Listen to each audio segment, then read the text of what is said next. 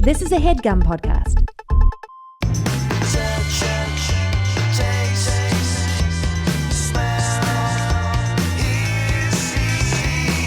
I give everybody a choice. You can sit in the chair or the couch, whatever you're feeling. Feeling green. Feeling green. All right. And there's, do you want anything to drink? There's all kinds of. I brought my own. Okay. Well, next time. Vodka. Spindrift. New. That was the in new a vodka. Hard seltzer? No, Holy shit. it's just vodka. 11.2. It's just vodka in a Spindrift can. Is it right here? Yep. Does it this close to you? Yeah, I mean, you don't have to, but I mean, it makes it a better.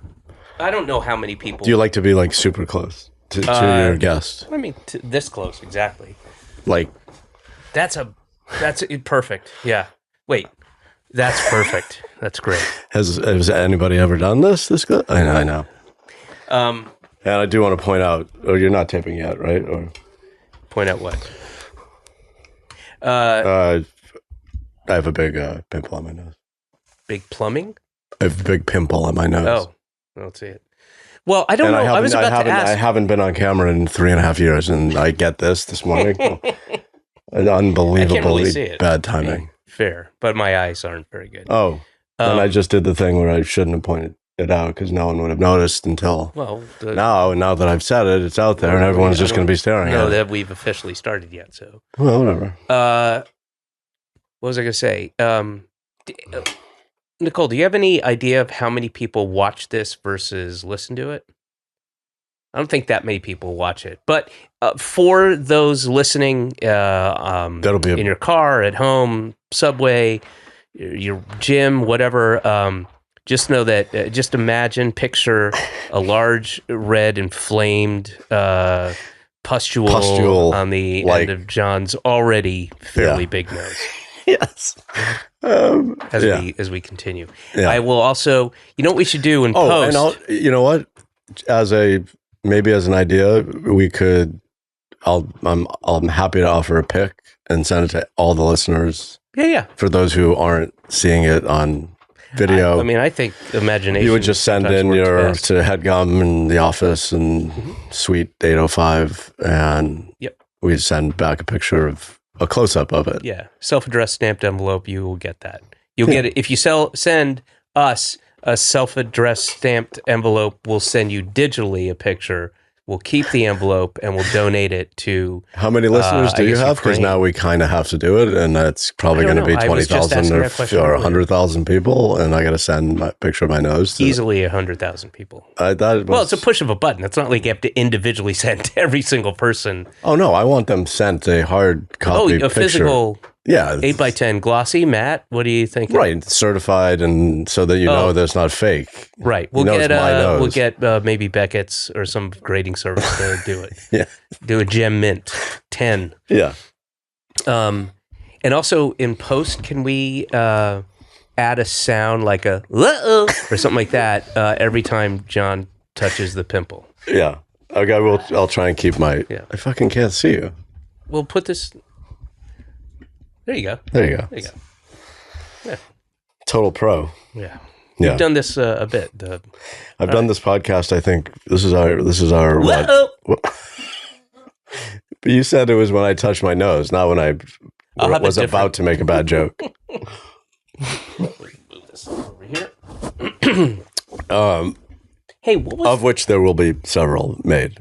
There are a couple things I want to talk about. Some of my favorite Jon Benjamin stories. I'll bring them up if you don't already. But the bar mitzvah story. No. I was thinking of the Pesach. You want me to recite the whole story? I'd like you to ask the Jews. The questions, the 4 questions. Okay. You are the youngest in this room. That's true. Well, no way, right? No. I feel you have not aged very well. No, I feel like there are 2. They've aged tremendously. Yeah. They seem like maybe 11 and 12.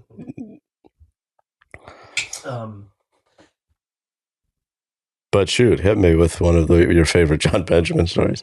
Well, I will. We'll get to it organically, I think. But they might not be one of my favorites. Just so you know, that doesn't matter. It's right. neither here nor there. It's well, I was gonna. You had texted me not too long ago about getting together because of this idea you wanted to talk about a musical. Yes. Which do you want to go over it now? Sure. Kill two birds with one stone. Well, I like killing birds. That's a thing that I feel like when people use. I feel like that is something you did a lot as a kid. Killed birds with. Yeah. Did you shoot birds or did everything? Shoot. I had like a laser, a taser. I would tased birds. Tase birds. I had a taser way before the cops did. I was one of the first to have a taser. I love birds, and I've come around. I used to be like you. Any bird. Still? Yeah. Yeah. Tase the fuck out of them. Send them back. I don't kill them. I will tase them and send them back to their family or friends and say, just to scare them. Yeah, to scare them. Don't go around there. Right. Even though I've got like on your property, you tase. I've got absolutely nectar for hummingbirds, and I track birds. I mean, I love having them there so that I can tase them. Right. Yeah. It does. I mean, it sends a message, and I agree. Yeah. I feel like there are probably very few birds on your property now. I triple down on Earth Day. What was the musical idea? Are you free to discuss that, or? Well, I don't know yet. Somebody approached me and this guy Zach, who who was at your party. Your party was Zach Whedon. Your party was long, by the way, long. It was it was long. Well, it was 48 hours long, basically. It felt like long. Were you at the halfway through? You were like, were you at the second night at Hartley's? Yeah. Oh, okay. Oh, but I had to leave. But how long did that go? Because that went. I was the last person of our group to leave at like 12:30. You were alone.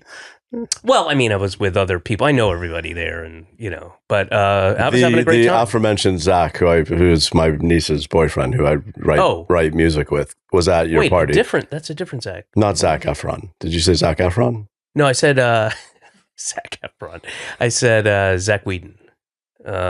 Who's Zach Whedon? He is a friend of mine out in L.A. He's a writer, TV writer. Okay, I don't know him. Married to Eli Clark. This Zach is my niece's boyfriend who... he was at your party. Because he wait, Zach... He's... Zach Zucker? I honestly don't know. Zach... I'm trying to think. From the Zucker brothers? No, there's a comic. Zach Brown. Comic. The Zach Brown band was... Oh, the Zach Brown band was there. I brought them as a surprise for your party. Your niece's boyfriend, his name's Zach, was at... I know him. You've met him, yeah. At Hartley's or the Union He was at Pool? the Union Pool. He would have come to Hartley's, but I didn't invite him to that. In the sense that I didn't remember him. Yeah. Well, he came also because he's writing an opera, and he knew the opera singer. Oh. So he sort of like coordinated that. So I don't know him. You might have met him at some point. Okay. You're saying, okay. I thought because he was at the party. That was, by the way, such a brilliant that was a joke for one person. I would love doing that. Joke for one person. I mean, I think people were fine. Yeah. Right. And I think they also didn't care if they didn't care what the reference was. It was brief. But I did have to explain it to a handful of people. Oh, good, yeah. Through the course of and then when you explain that joke to people are like, oh. Yeah. Right. Yes. It wasn't that funny. Well, that's why it's a joke for one person. You know, it's it was funny for us. Been there. It was very. It was funny.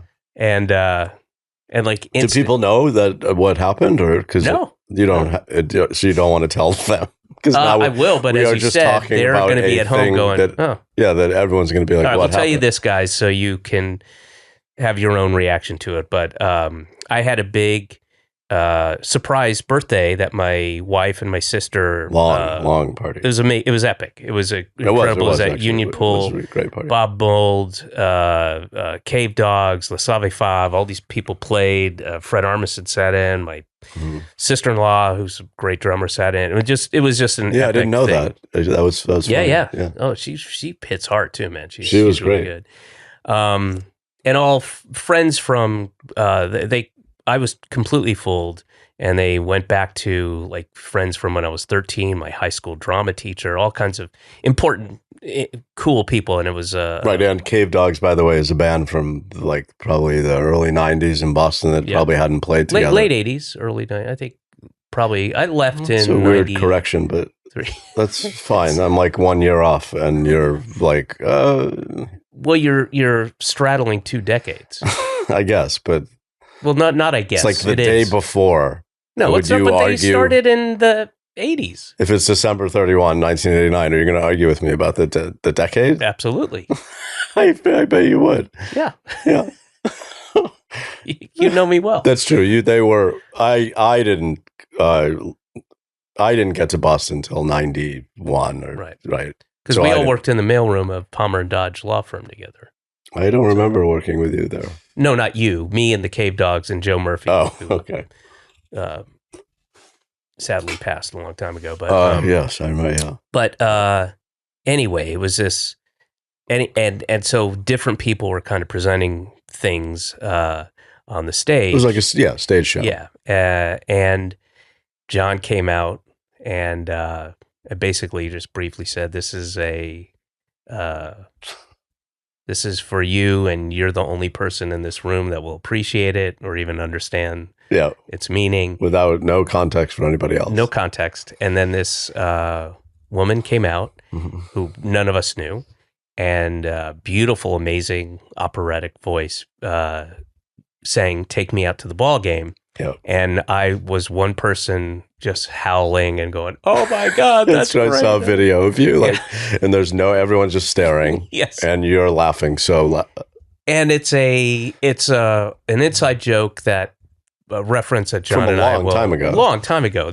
We were at, I don't know if we were at Yankee Stadium or Fenway. I think it was Fenway.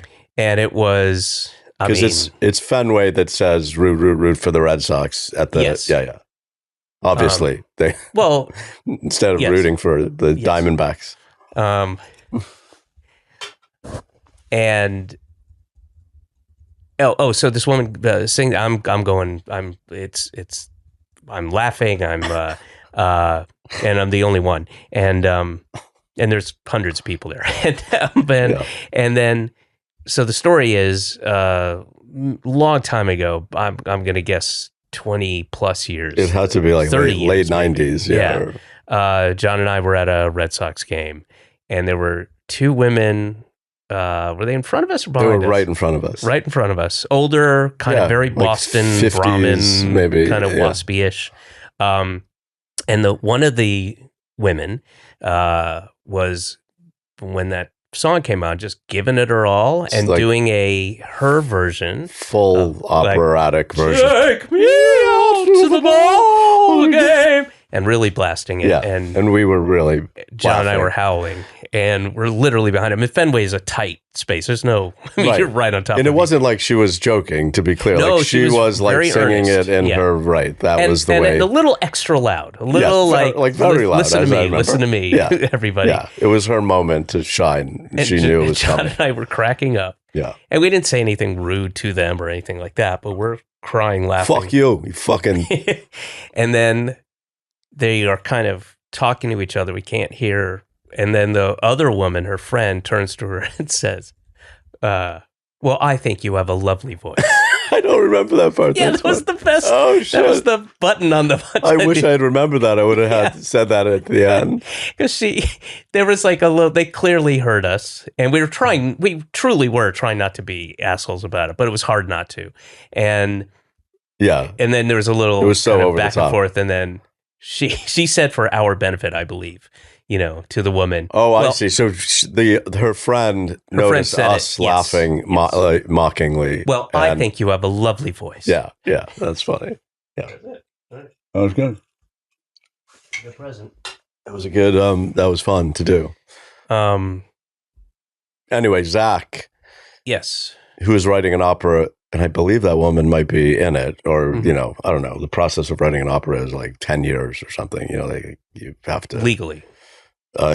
Yes. Yeah. Because you have to get a visa, you have to clear all this stuff. You have to get blood tests, a physical, all that kind of stuff. Everything has to be signed off. There's so much bureaucracy in the opera world, right? Yeah, and it's just totally hermetic. And now there's DEI that has to be considered, and all kinds of stuff, and STDs, and as well.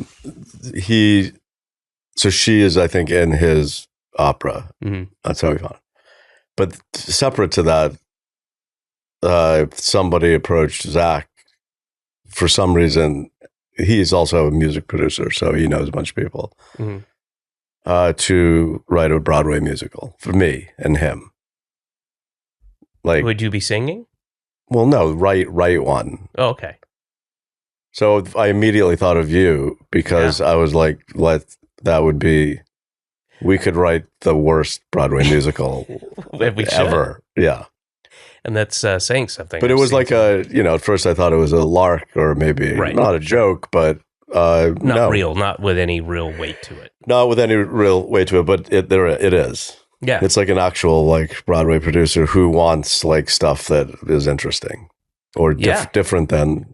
I did have an idea. Yeah. That's what I was going to pitch you, but I don't want to say it now. Okay, we'll do it later.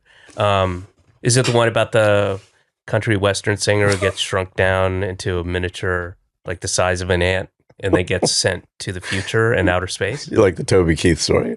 Yeah. Well, it is the Toby Keith story. Right, yeah. That's what happened. Toby Keith.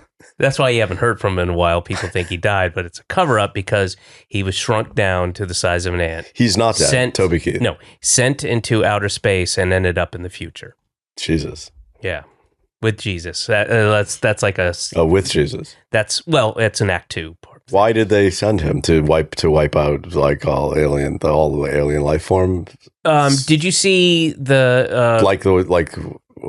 Because he was very much like about, wiping everybody out in the Middle East.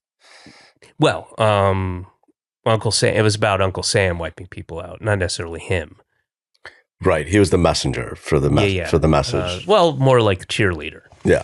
Yeah. On the side of the thing, the theater, the war theater. We're not so far from where Freak Show was. That made me think I was coming out. Oh, that's right. Yeah.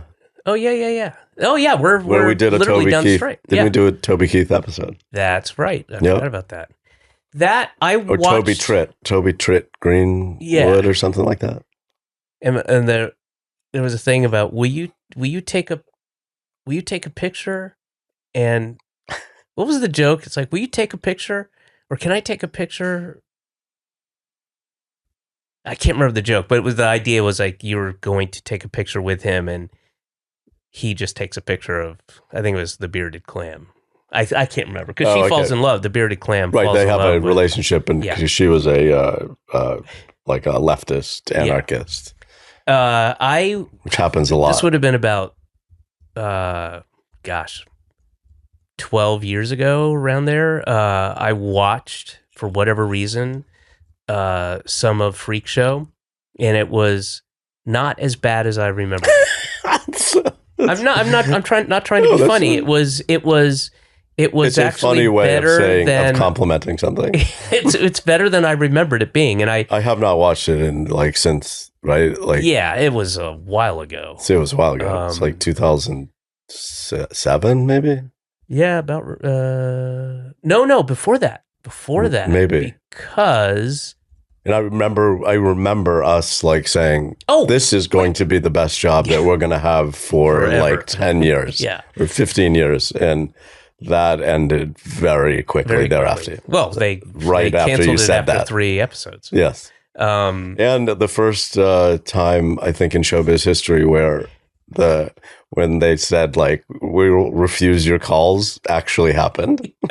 They didn't take our calls. Well, they didn't care for us, and I understand why. I mean, we were a little difficult, but difficult in a fun way that had logic to it. And there was a lot of standards and practices we had to go through constantly. Yeah, that's true. But I'll tell you three things that I think contributed to the dismal failure of Freak Show. Yeah. One was me.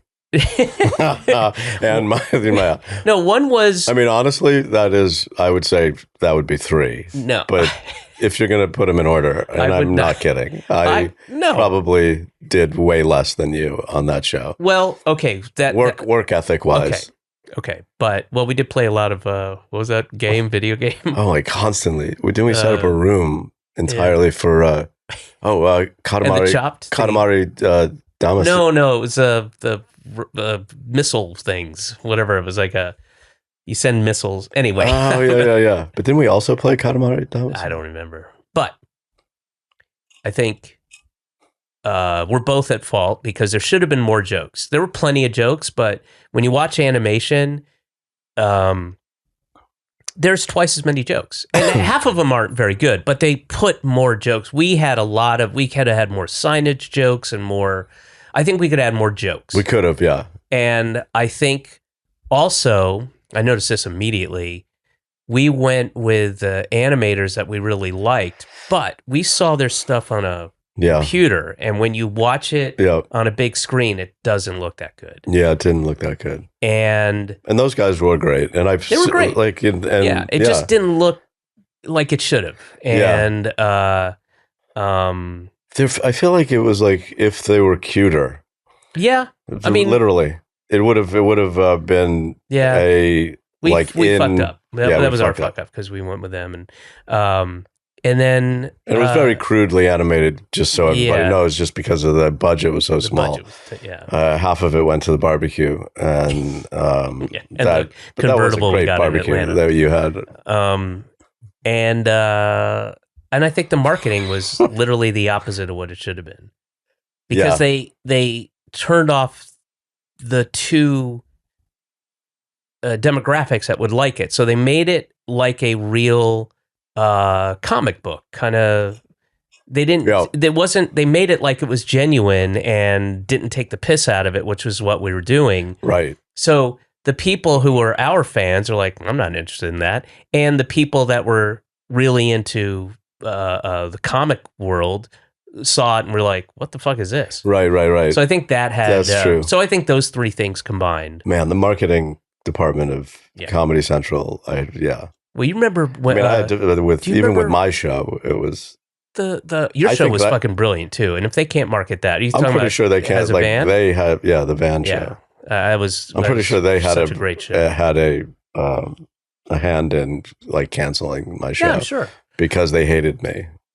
Well, they hate know. somebody that doesn't matter if they have a successful thing, but if they can't, you can. I'm saying if you don't have the imagination to market that show, which is, I know it's subjective, but it is good. It's a good special and had smart fans. And if you can't do that, then I think, God, I've been railing against this for years, but that's on you guys. You need a different marketing team. Yeah. You gave them the product. You gave them a great thing to market. Yeah. And the marketing team usually works like in conflict with the shows in a way. Well, I had issues with Run, Ronnie, Run. Both Bob and I did. But those marketing. For marketing. For marketing, yeah. And then we lost a show. I don't know if lost is the right word, but we got, Guru Nation. I told you about that show that Bob and I. Oh, no. So we had this idea. We worked on it for a year and a half. To kind of, they're documentary styles that are specific to one to Wild Wild Country, one to the Nexium documentary. Oh, okay. And then these two worlds converge. It's an 8-part series, and Bob is the kind of guru from one Wild Wild Country, and I'm like that's really fun. What's his face? I think you did tell me about that, but a while ago.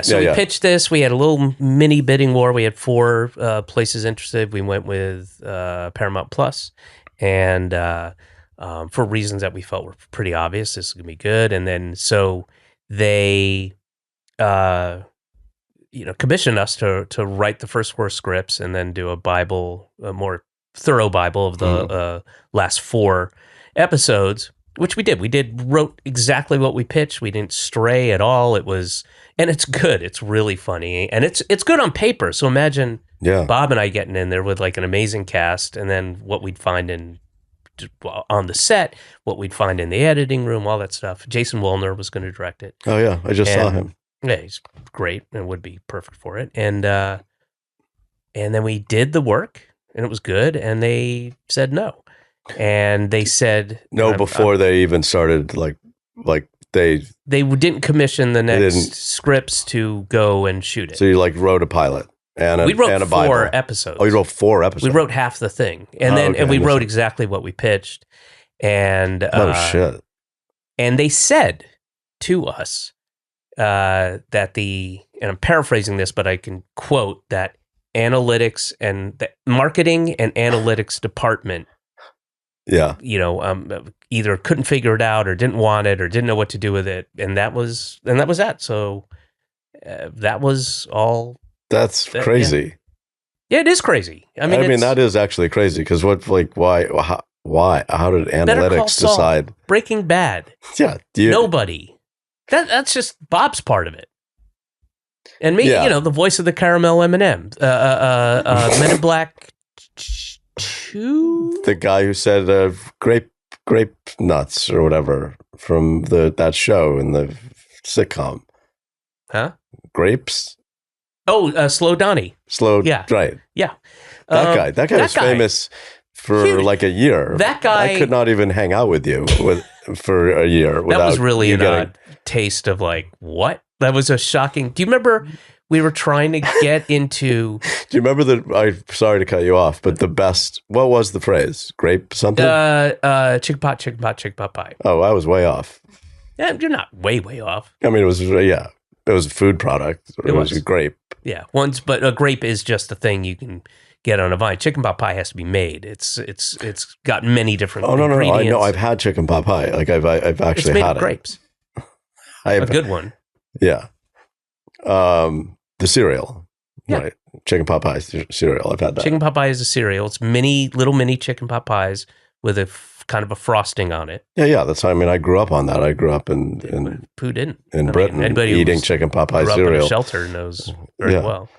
No. So, okay. Chicken pot pie. We were in Vegas, I think just hanging out. Right. Yeah.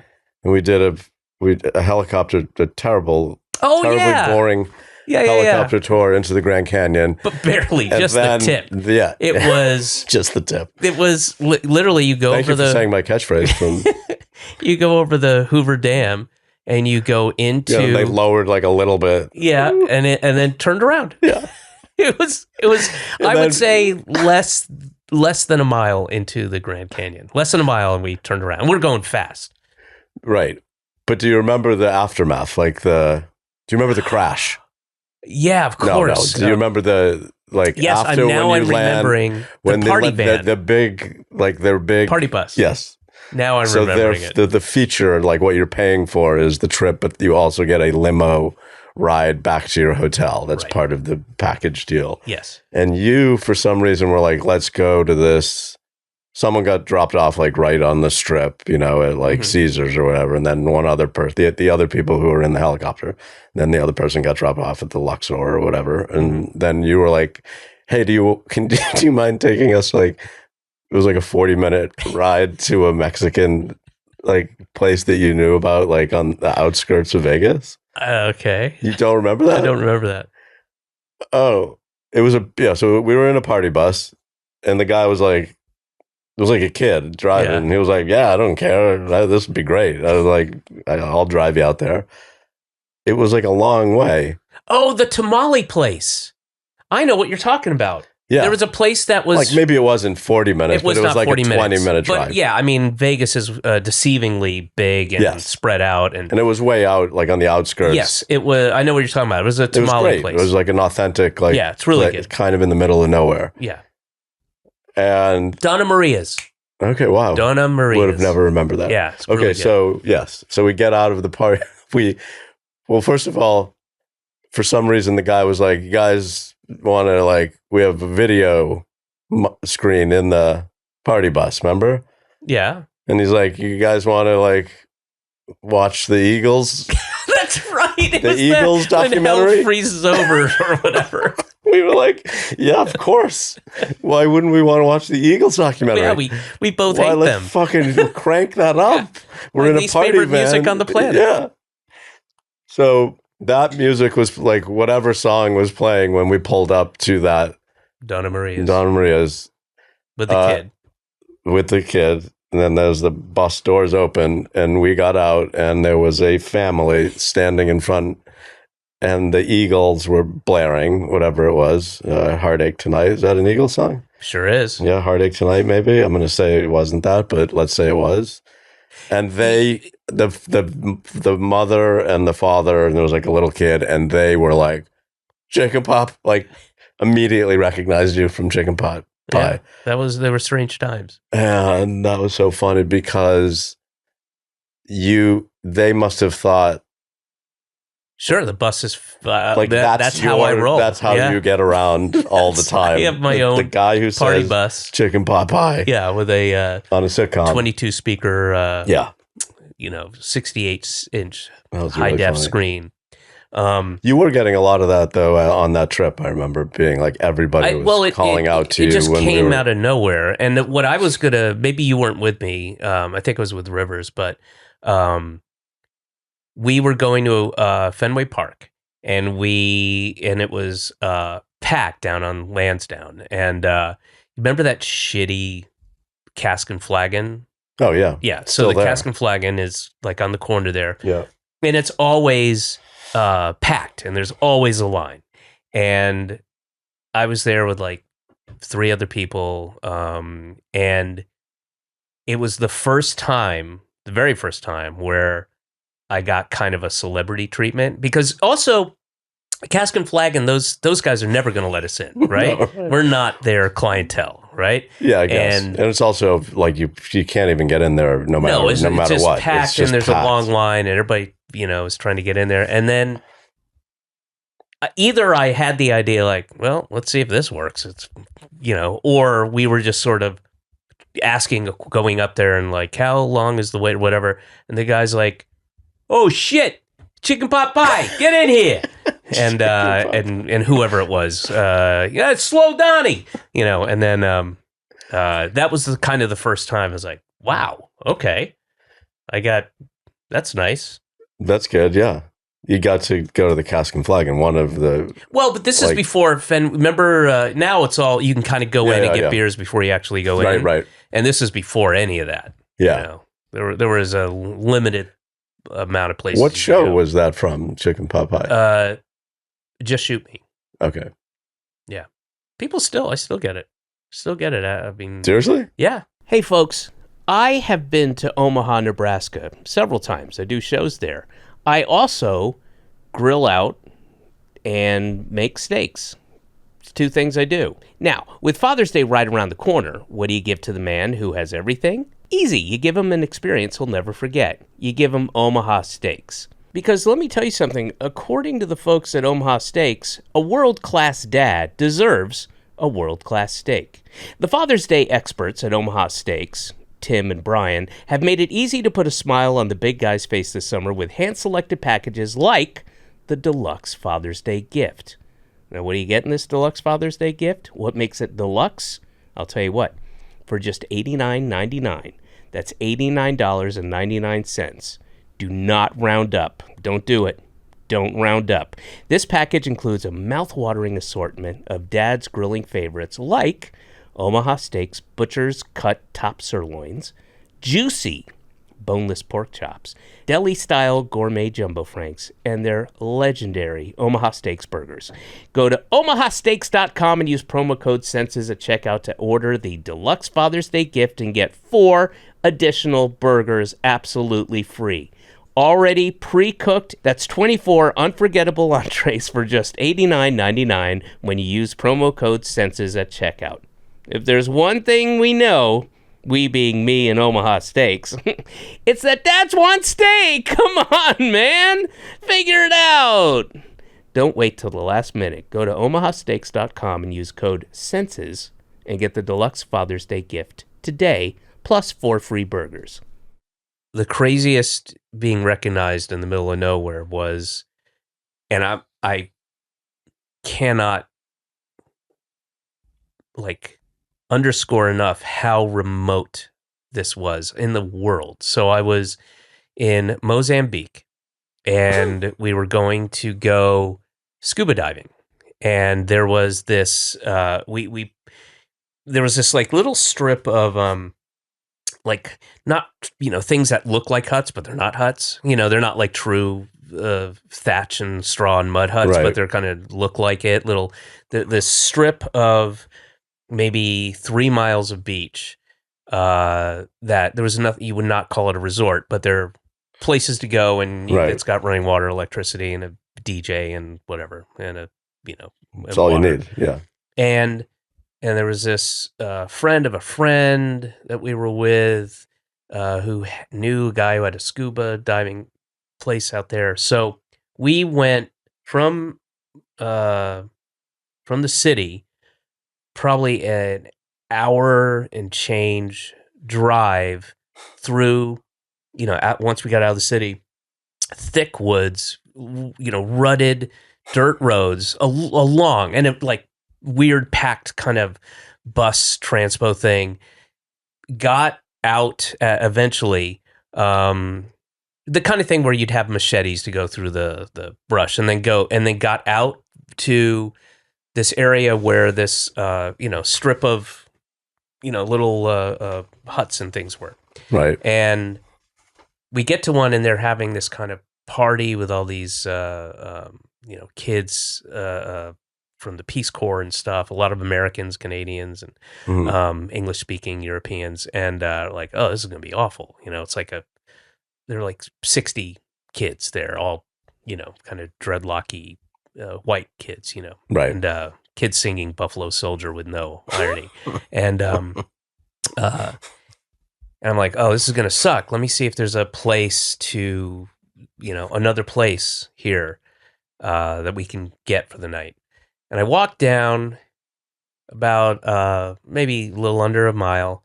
I get to, there's like 6, 8 little huts, whatever. Yeah. There's a woman behind a desk. I'm in the middle of fucking nowhere. Who were you with? Like the cast Amber, of Amber, and then 2 of her friends who were in the Peace Corps at the time. They were married. Oh, okay. Married. And we Mozambique, you would go. You went for safari, or we went to a lot of southern Africa. So we went to Botswana, and we went on a safari to the Okanaga Delta. Oh, that's cool. I didn't know you did that. I don't know if I'm pronouncing that right. But it was amazing. One of the greatest things I've ever done. I haven't been. Oh, I highly recommend it. It's really, really amazing and scary sometimes, but really cool.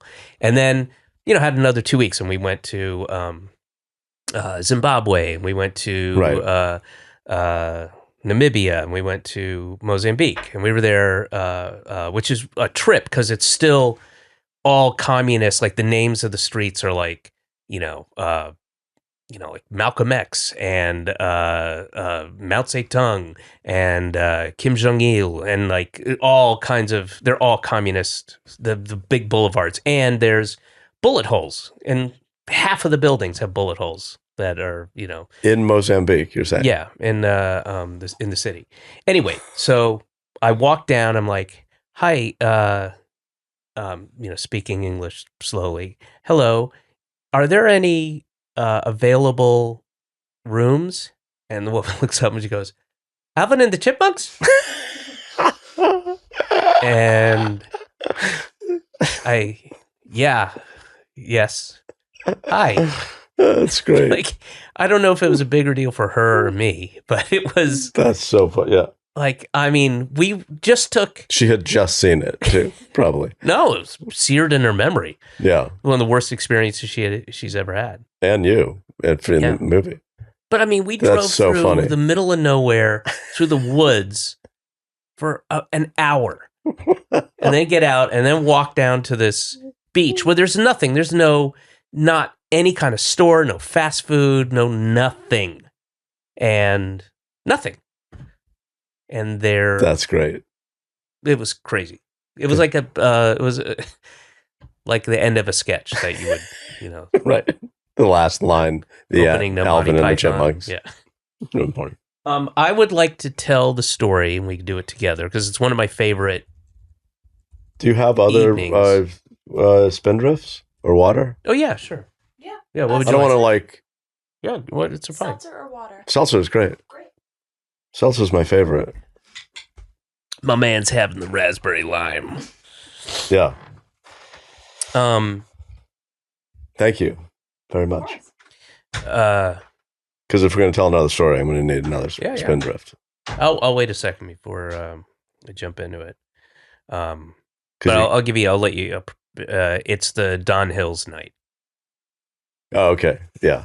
Which that was great. Went on and on and on and on. And one of only... And the only time I've ever taken a cab naked before. It's the only one of two times I've been physically kicked out of a place. Oh, really? Where the guy literally threw me, like in a comic book style, like one hand on the back of my... I actually am shocked that I've maybe a handful of times I've just been twice, like physically picked up in that comic book way. I'm more shocked. Thank you. I'm more shocked that we together haven't been kicked out. I feel like gotten the shit kicked out of us. I think we've skirted that. Not spindrift, but that's fine. That's not a spindrift. We're not a spindrift. Did you get that here, David? No, I didn't get it. John brought it in. Oh God. Okay. You're out of spindrift. No it's available in like every store in the world. I know, it's so popular that they ran out. I mean, I got this next door, so but whatever. So you're making presumptions that we would have. No, I'll drink it. Okay. I don't have to What's be wrong with water? I don't have to be happy about it. No. That is not good. That is fucking not good. I'm sorry, I'm just now noticing your outfit. Are you going clamming later? I knew you'd say something about seriously, what are you doing? Were you gardening in a swamp? They're rain boots.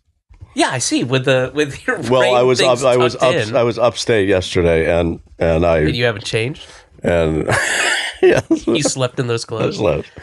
Well, I was fell asleep drunk in my clothes and woke up in my rain boots because I just work from dawn to dusk. Sure. Then I'll have a little food, drink myself to sleep. And what were you doing upstate? Your sunflower bed? All right. I just got a good look at your outfit. Well, I wasn't going to comment on your cargo shorts. I think why are you in the military or nope? Are you in the yes, Old Navy hipster I'm military? Old Navy. You're in the Old Navy. Yeah. Why haven't they made that ad yet? I know. So all right. So let's talk about the Don Hills. All right, we're talking about getting kicked I feel out. like we're gonna. I feel like there was the genesis of certainly you and I fucking with people at bars maybe started in Boston. Oh, for sure. Yeah, all the time. Yeah. There's another story too. I'm gonna where we would do the we're closing up thing, and we did that frequently. God. Oh, I told you and I think that was. Yes. All right. So I had a couple familiar or one go-to things. I think you might have come up with that one. So let me tell you, mine was always buying somebody like a group of guys drink. I would just buy people drinks, and with having no money, that was my favorite thing before to we do. get in the Don Hills thing. There were two little things that were fun to do at Boston, and anonymity is kind of key to this. But one of them doesn't matter. But anytime you go to a house party where there are kind of lower ceilings, go in a corner. You've done this before. You've seen me do this, and it's the coolest thing. And just start going quietly. Just start going shh, shh, shh, shh, and you will. It works every time. You will see people their voices will lower and then around the room, the voices, everybody kind of gets quieter and then stops talking. And then starts back up again, and then it just go. It's a fun little experiment. Yeah, yeah. You just so they don't know that where it's coming from. Just shh, shh, shh, shh, and eventually people just got they hear that, and then this subconsciously like kind of whisper, and then enough people whispering, and then they stop and anyway, and then they go on again. The other thing, which I did at the MTV Rock and Jock after party at the Brown Derby, which isn't there anymore, I don't think. But we used to do it in Boston, where you'd be at a party, and then again, you don't want people to see you. You just want to be like, or you'd be at a bar. You go to Foley's and be like, all right, folks, that's it. We're closing up. Let's go. Thank you so much for coming. You don't have to go home, but you can't stay here. Good night. Thank you. Yeah, wrap it up. And then everybody out. Yeah, no. Everybody start leaving. Yeah. And then somebody running around going, what the fuck? Yeah. No, we're open. Who said that? If you keep moving around, they can't find out who's saying it. And people would leave. People would start leaving. Yeah, people start leaving. Yeah. I did that at We used to do that all the time at like what was the bar next to Plow and Stars? That it was the one that would stay open till like it was like the only bar that stayed open till like 1 in Cambridge. Yeah. Well, there was the one, the On Grendel's Den. There was Grendel's Den that stayed open. Yeah, we might have done it at Grendel's Den. But I want to Mass Ave by Plow and Stars. I don't remember. But yeah, you just do it. Yeah, that was always really fun to do. But somehow I got into the MTV Rock and Jock after party at the Brown Derby on Vermont, I think, and in Los Feliz, and I started doing that. And then this woman comes running up to me. She eventually sees it's me, or I nobody knew who I was at the time. And then she's like, "What are you doing?" And people are starting to leave, and she's like, "We don't tell David Justice to get out now." That's the only person That's what I remember she cared about. That's what she said to me. She's like, "What are you doing?" And I was like, "Oh, I was getting it wrapped up, getting people out of here. We don't tell David Justice to get out now." There must have been so many other jocks at that party. And rocks. Yeah, rock. Yeah. All right, let's go to the Don Hills thing, because we've been fucking with people forever. Yes. And I think we started the Don Hills thing we were with... Yeah. Right? Now, be careful, we're going to get sued. I will bleep her name out. You can't even say... Yeah, I'll bleep her name out, too, because... we can't tell the story. Because she'll sue us. But she knew Don Hill, or we went downstairs where she was showing us like the green room, like where... I don't know what brought us downstairs, but we went, and when I walked in there, I was like, fuck this place. I tend to get, if I'm in my cups, I will get... I'll get a little surly, and I'll get like... Wait, what did you say before that? When you get in your what? In your cups, meaning you've had a lot to drink. Oh, I've never heard that. Oh, it's an old, I don't know where it's from, but meaning, I wouldn't say I was drunk, but once I've been drinking and that certain mindset, and there's a mixture of like, let's fucking fuck with people, yes, and also disdain and like, fuck these disco loving whatever.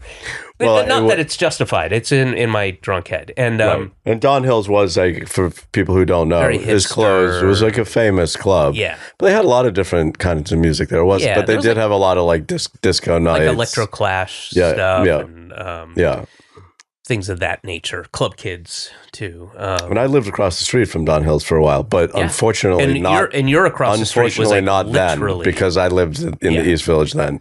It would have been very helpful. Above the ear in, right? Above the ear in, yeah. Well, not right above it, but right next to it. So for some reason, we went to Don Hills. I don't know why. It's like the last place we'd want to go, but maybe there was something. It's like dance party night or some 80s. Well, it's always dance party night. Yeah, it was like,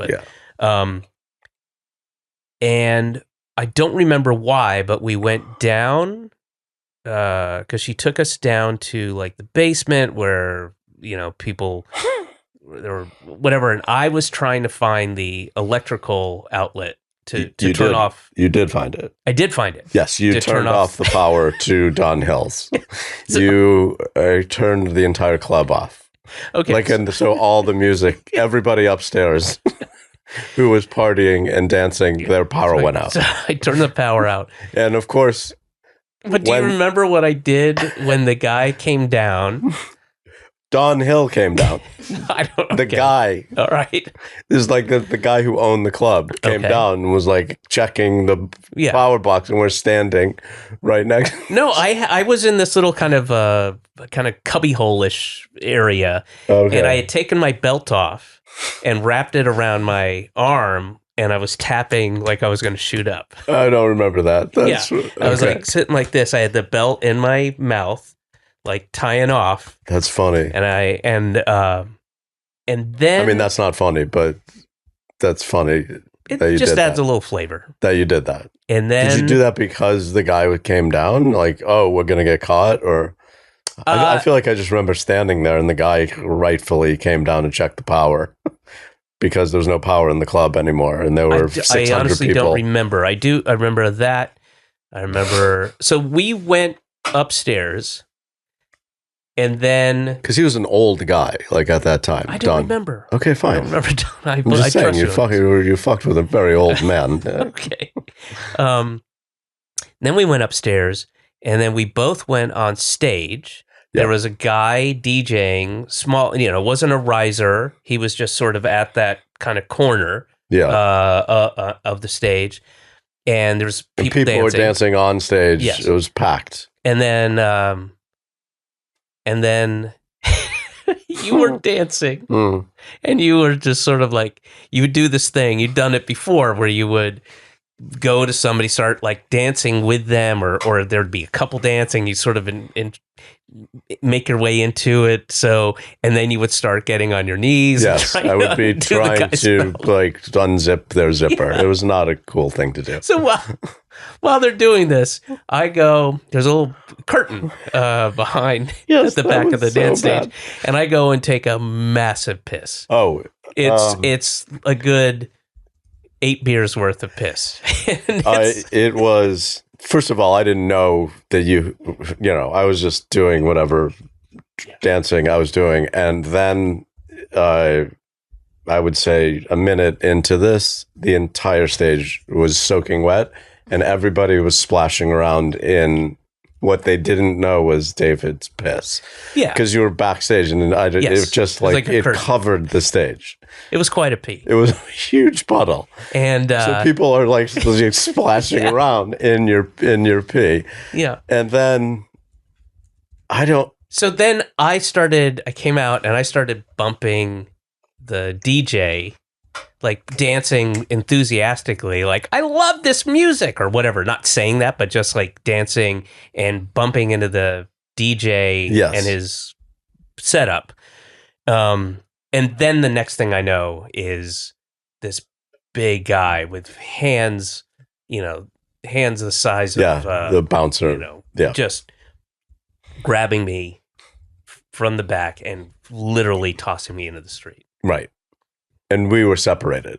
Yeah. Excuse me. And for some reason, I don't remember when, I took my pants off. Like my pants were gone. And I then got kicked out by maybe that same guy. I'm sure. Without my pants. Like, and I had no pants. And things are in your pants. Sidewalk. Important things are in your pants. Well, I had to take my shirt off. I think I had a t-shirt on. And I was like requesting, can I go back in to get my pants? Because I have, like, I don't know. I don't have my wallet. He would not let me back in. And I can't even remember. I took my shirt off, I know that, and wrapped it around to cover myself, and then took a cab. Oh, because it was the summer. I mean, you were probably freeballing, right? Because it was hot. It was a hot summer. I took my entire clothes off. I had no pants. I was naked from the waist down. And that's ironically, then moved across the street where I could have, if I had gone and gotten your pants. Yeah. But then I wouldn't have had my keys. So did you go? I don't even remember how I got home. Like I had to go get my wallet the next day or something. And I had no money, and I was naked in a cab and had to convince the cab driver, like, please let me just drop me at my apartment. Can I say that it was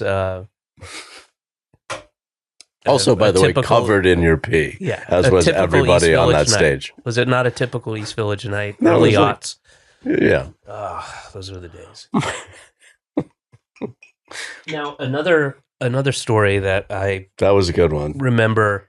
And again, that was like another, like, yes.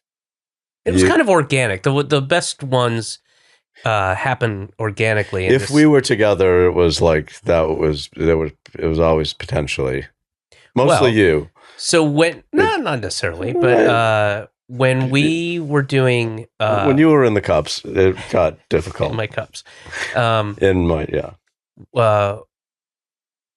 we were at a office space for about a week in the beginning of Freak Show before, and remember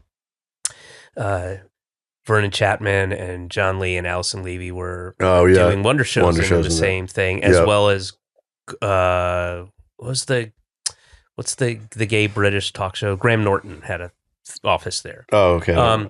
So we were there for like just a week, and then we got moved to down the street from here, Union Square, eventually. But yeah. we were in a And Neil kinda Brennan was and Neil Brennan was there for yeah, something. yeah. Neil was Remember there. him being there? Have you seen his latest special? No. I have to reach out. I haven't seen the whole thing. I've seen like the first half, and it's really good. Oh, really? Really, really good. Really Yeah. smart. I gotta reach out to him because it's Yeah. exceptional. But No, I have not. Yeah, I have not. I haven't seen him in a while. But we were roommates for oh, I didn't know that. like way, way back. Oh yeah, I didn't know that. He I was just Sam did his Cedar's- podcast. Oh, you did? Anyway, so we were there. It was kind of shared by a bunch of different productions. It was downtown. It was like financial district area, I think. And we were only there for about a week, but we were in like a conference room, and there was a bunch of boxes. I think it was Queer Eye for the Straight Guy was out of there too. Oh, I do remember that. Yeah, yeah. So we were Yes, I do. sitting there going over notes, doing just you and I, figuring just stuff for the show and figuring stuff out. And this woman walked in, and she was very flustered and like, what, like didn't know who we were. And I can't remember the question, but it had something to do with like, where's Janice? Where's Janice? And then we went like, oh, you didn't hear? And we went on. I mean, it was an hour of fucking with this lady. Like, no, what? And then we get little bits of information from her, enough to keep the story going. But yeah. she was with Queer Eye. She was with Queer Eye. Right. And there was just a thing. She was like flustered and had a question like, what are all these boxes doing here? Or where's Janice? Or whatever the thing was.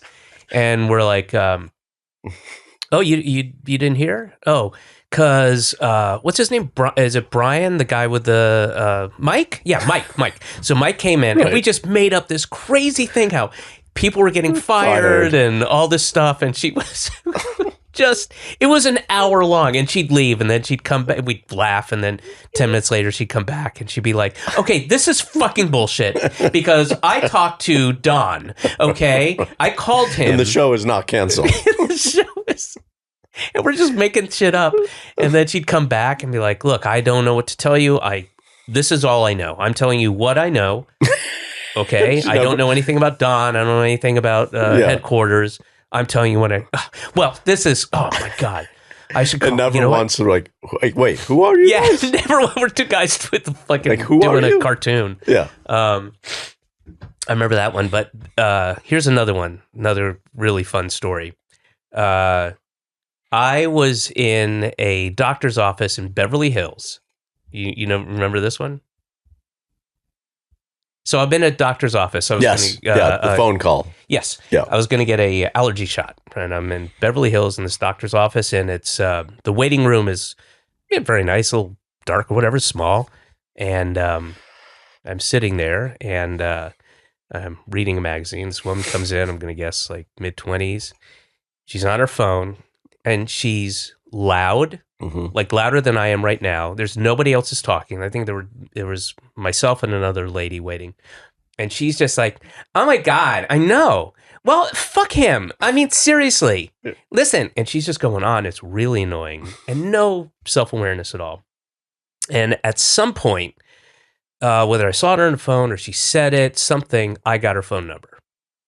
It was either on her phone or I was able to get her number. Right. I remember this. I texted you, pulled out my phone and texted you, hey, I'm in Beverly Hills in the doctor's office and there's this really annoying woman. Please call her and tell her to shut up. And I texted that and then, a minute later, and wait, hang on, I'm getting another call. and now I'm right next to her and I'm just waiting. It's like, what? Who are you? What do you, where are, and then I'm only getting her side, but I can kind of fill it in, imagine it. And she actually thought it was kind of funny and interesting. Yeah, I don't remember what I said or what I'm sure I said. But the first, half a minute or a minute was like, what's going on? It was just a funny, interesting thing. I had a similar thing in the quiet car in Amtrak where a guy was being like incredibly loud and making sales calls for some like medical products. So he kept leaving messages and giving out his number, and then he'd take this long call where he'd be like yelling about his. And I got the number, and I was like, I would say half a car down, and I just called him, and I was like, hey, hello. We're in the quiet car, so you really need to keep it down. And he was like, what? Who is this? I'm like, this is John. And you're in the quiet car, so you can't be yelling out and can't be making phone calls. You're not even supposed to be making a phone call in the quiet car. You're not supposed to be making calls. And then I saw him stood up, and he's like a big, like young, like muscular guy, and he saw me like right away. Like I was like on my phone. Did you wave? And or then anything? he came over and we had like an altercation. Like he was like, "What the fuck? Who the fuck are you?" Like and immediately like grabbed me and was like, "I'm like Jesus, really?" Yeah. I mean, he didn't beat me up, but he was I mean, you're completely in the right. Yeah. I mean, that is what the quiet. But he car was is super aggro, and yeah. I was like, I'm sorry. I thought it's like I would just call you and tell you. It was really funny. Yeah, you don't want to fuck with the medical supply folks. The medical supply salesmen are not like in the tri-state area. No.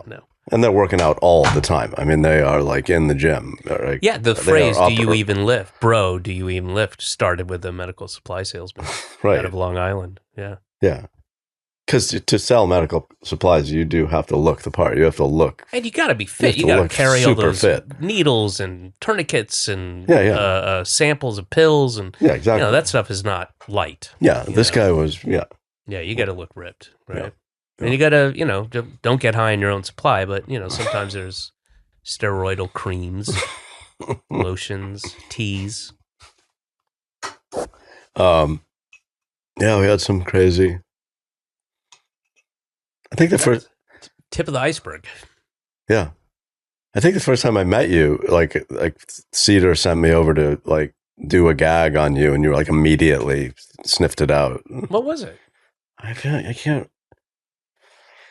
It was something like where I was an agent from LA, and like I came over to you, and we were like at TT the Bears, and I was like whatever 25 years old, and you were like clearly not an agent. Yeah, like I was wearing a T-shirt, and I was like, "Hey, buddy, I'm David Rosenthal. I'm with United Talent, and I love your stuff, man. And we should like let's get breakfast tomorrow." And you were like, "What? Yeah, who the fuck are you?" And then I remember like walking away and like thanks a lot, because Seder I remember was like Sam Seder. This is Sam. Well, you probably knew Sam at that time, and I think I knew Sam because he was doing stand-up. Yeah, so he was like, you go over, and I used to think he was the funny one when you guys would do stuff together. I was like, I hope that's true. Shit, what was I going to say? Still is the funny one. Yeah. No, Sam's great. I remember. I will never forget this. I do remember him, and I'm not good with compliments. So, Even at this late stage, as you're Yeah. dying. so I'll stammer. I'll be doing a lot of stammering. Then I'll start to I'll go into a flop sweat, and I won't be able to like get it out. But I You remember have that much of a difficulty complimenting people? I'm already like, You're choking up. yeah, I can do Do it. you need to use the restroom? No, I can do it. Would you like a cold press? Or? No, give me 1 second. Okay. Okay. Let's just do it. Tell Right? me, what do you got to lose? Holy shit. Oh, fuck. Yeah. Well, just take your time. No, Take no, your no, time, I and know, if you no. want to come back to it, we can. I will do it. I'm going to do it. Editing's going to be work a miracle on this. Yeah, no. And I'm going to keep doing this for like 5 minutes. So I love it. It's great. And you It's can fun edit it if you have, yeah. You can edit all this out. All right. I do coherent breathing a little bit before. So it's 5 breaths per minute. Mhm. It will take a couple, like about 10 minutes, because I will do it for, I got time. Fiber- How late do we have the studio till, Nicole? We could go all day. Okay. yeah.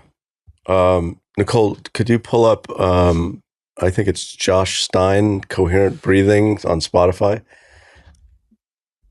Dr. Josh Stein. It's a guided breathing meditation, so I need that, and I'll need that, and I haven't memorized it yet. So the first breath is coming now.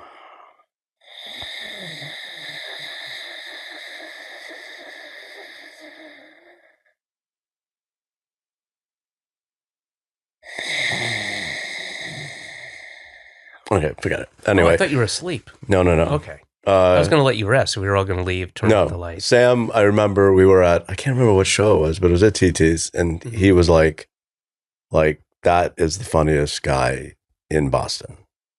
Like, to you, like, that guy is so funny.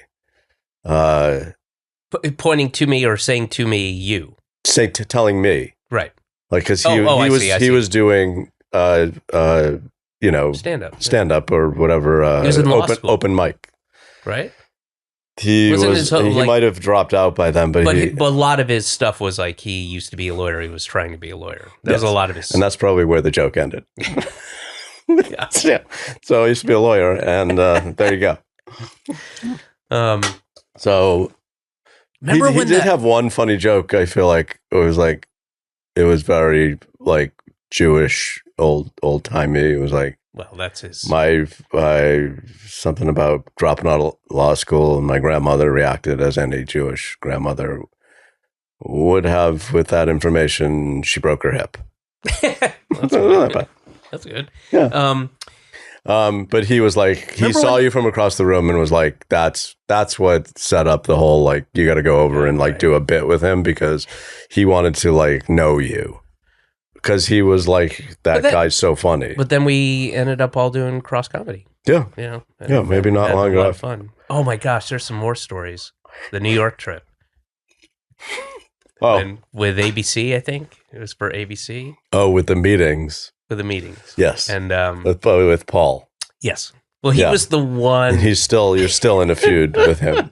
Yeah, I've got some great stories, but But I just saw Groff at your party, and I was like remembering how Groff and Paul had sort of like yeah, become this. they were adversaries. You know. Really? Well, yeah, because Maybe at the time later, Groff was like kind of shepherding Paul to be like famous or something. I remember that. I just remember. Well, I remember that particular meeting with when we all went up and listened Yeah. to Paul's So we meeting. and that we would not. Groff and him went into a closet before. Do you remember that? Yes, I do. And like he like went over all his characters. So let me explain. And we would not have done this if we, and I promise this, we would not have done this if Paul hadn't been so Oh yeah, he was, obnoxious and so- overbearing with his, like, because he had been he had a couple lines in a movie. Yeah. And Well, that was Paul at that time. He was like, but he was very overbearing and telling us all what to do. You're going to do this, and listen, you don't know how Hollywood works, and you got to do this. And we all drove down in separate cars. So the sketch group that we all had, there were like 9 of us. We were brought down to New York for meetings with ABC and some different folks, and what you would call a general meeting. Yeah. Really. And exactly. Yeah. And but they met with all of us separately. Yes, separately. You'd go up these stairs. There's this room. You go in, and there was this executive who sat in her office. It was like 3 people. Yeah. I think it was Kelly Lee, I want to say. Oh yeah, maybe. Yeah.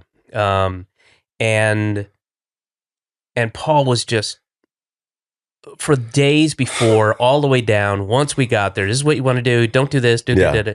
And so we came up. He's been there. He did. Yeah, he knows what he's talking like, about. The old man, like, you don't know what you're talking about. Let me tell you. And it was really obnoxious. And he was like that before a little bit too. Like even in the group. Yeah, like, but he was kind of like, I'm the most successful stand-up. He would lord that over people. So the first person who went, whatever, we figured this out, came down and was like, hey, you were right. You were totally right. So they have this thing. They want us to do something called 3 through the door. Like, what's that? You have to when you walk in, you have to come in doing a character. Yeah, you don't even say hi. Don't say hi, just come in doing a character. Enter as your first character. And I've never heard of this thing, 3 through the door, whatever, and you're supposed to do it 3 times, I don't know. And he wouldn't admit he was wrong. He was like, yeah, I told you. And so we all go up, and we're all pretending that we're doing 3 through the door. What did you do? Well, I did a Southern guy, I did a gay guy, whatever. He goes in the closet with Groff to work on his 3 characters. And then he goes up, and we're all gathered at the foot of the stairs. And then he's in there for a little bit with this meeting, and he comes back, and he's furious. And that did not end. No. And he almost threw Waterman down the stairs. Me. Or you. I thought it was Waterman. Okay. Yeah, he threw he almost pushed me down the stairs. He's like, you don't never do that. Yeah. Why would you do that? And the whole thing was prefaced with, hey, you were right. Yeah. Boy, I was a fool to... And I wish I remembered what he did, because like I think the woman was just like, what is going on? Like, what are you doing? Because he probably like walked in as like, hello. and she was sitting behind her desk going like, what's happening? And do you remember the other thing that we had? Everybody, if the window was open, you were going to ask if they could close it, and if it was closed, you were going to ask if they could open it. Oh yes, that was so. And we did that. Yeah, we did that. And I think yes, we were just finding. I bore the brunt of that one where I said whatever, and because she finally like it was me. And she told you like, what are you guys doing? Stop doing this stupid joke. Like, oh, okay, sorry. Right. Right, we would find a way to sabotage any of those meetings, and Paul was like Paul. That was his great hope. I mean, he was really. Yeah. We didn't have the same mentality at that time. No, we were. I think we were like, let's fuck. Most with this. of us were like, who cares? Whatever. If it works, it works. If it doesn't, it doesn't.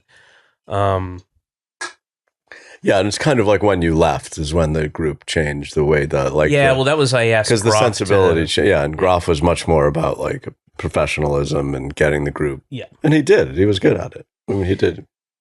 John, so we're gonna. I'll have you back, and we've got so many more stories I can think of just now. What are you doing? Why are you putting glasses on? Because I'm about to read you your rights. Am I being arrested? Shut the door, please. What is going on? No, I'm gonna. You can't see. That's why you put those on. Oh, yeah. Real quick. Did you just want to take a pic? I just read this morning. No, I'm going to read you. I end every episode with a question from Marlo. I ask my guests. Oh, okay. But also, did you read? I read this morning. Russell Brand has been baptized and is now born again Christian. Oh, really? Wow. Oh, good. That's how bad things have gotten for him. That his PR team is like, Look, How do we? there's no How getting do we around. The market you? only thing you can do is get baptized. That's it. And please say, this is the path I am on now. All right. So Well, here is this is from Marlo. This is from Marlo. She's 7 now, but she asked me this when she was 6, and I said that's a good. Are they question all for like tailored to the person, or do you just tell her, no, just give me a question? She just, at this point, she's like, I've got a good question for your podcast. You didn't say like Uncle John is on the show. Say, you know what? I even didn't, though that and is not I don't what think she remembers. she calls me. Didn't we try to make her call? Not make her, Uncle but Johnny. suggest or it was but Uncle that was, John. She was like she was three. Yeah. She had no. No, she said it unprompted. Okay. She called But me then- like Johnny. Yeah. Like, thanks, Johnny. Like she was old timey from the 40s when she was 3 years old. So her question is from Marlo. And again, this is from when she was 6. What happened to the Arby's campaign? We got the, all right, no. So her question is, I picked this one out for you, but not, Okay. it's not from her. But does Upstate have ice cream trucks? That's a question from a 6-year-old. Does Upstate have ice cream trucks? Well, this is like a little dicey because I think, and maybe Marlo knows this or doesn't know this, but there's a huge argument about where Upstate starts for. I assume she's referring to New York State. Yes, I think, And not like some other state, because no. every state has Upstate. Sure. But No, but in New York, well, anything is, I say I have a place upstate, but then everybody thinks it's Hudson Valley. And I'm like, well, I mean, literally. right, and some people think like Upstate starts like in Adirondacks. Westchester, or Yes, right, some like people- literally right out. Yeah, right. the Finger Lakes, whatever, Hudson, or, but yeah, everybody has their own thing. But literally everything's upstate from New York City, physically, geographically. But so just I think in her eyes, it's rural New York. Oh, there are ice cream trucks like in rural New York. I don't think she's thinking of like Beacon, New York, or. Well, I'm not an expert, obviously, but I think all the ice cream trucks that are from the city go upstate when they break down and they can't be used anymore. So there are a ton of ice cream trucks littered around rural areas that are just on the side of the road or in somebody's front lawn, or so like the answer is technically yes, yes, but not they are inoperable and they do not serve ice cream. right. I think maybe if you would like, I don't know, if you want to go on somebody's property and there's an ice cream truck and like see if there's someone in there, I would not recommend doing that. So you don't think in Binghamton they have ice cream trucks? Well, Binghamton, I guess, is a city, so it's not rural. Okay, let's say Woodstock. Like I said, my best guess is they have they're the trucks, but they're not operating anymore. Like they're old and they're So going. only city kids get to experience an ice cream truck. I'll tell her that. You're better off for sure down here if you want to get ice cream From a truck. From a truck. It makes more sense here, I guess. Why is that? Well, actually, it would be the opposite, right? In You're rural going areas, to it would them. make more sense to have an ice You cream would truck bring the ice because cream to there's them. longer distances Yeah. between things. Maybe we stumbled upon your new side gig. Make some money, make some extra cash.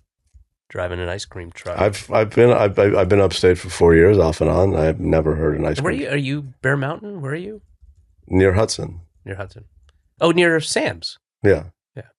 I've never heard an ice cream truck. I've heard a train. I think people There's an ice pay cream good train. money to not hear ice cream trucks. It's a lot of rich, privileged white people. Yes, that's true. Right. Yeah. I'm sure there's some committee. Do you remember going to do the benefit that Chanelli and some folks put together. It was up in Woodstock. Oh, And we just did it without, we signed up to do it without, I think it was Chris Maxwell and a bunch of people. Yeah, right? yeah. And, Vaguely, Chelsea I remember Peretti that. Right, it was a variety shack. Yeah. And so we go up there and they're like, yeah, you know, we can give you $50 and you get a place to stay and, you know, whatever. And they're like, yeah, fuck it. And we went to go do this benefit. And then we found out what the benefit was for. And do you remember what the benefit was for? No.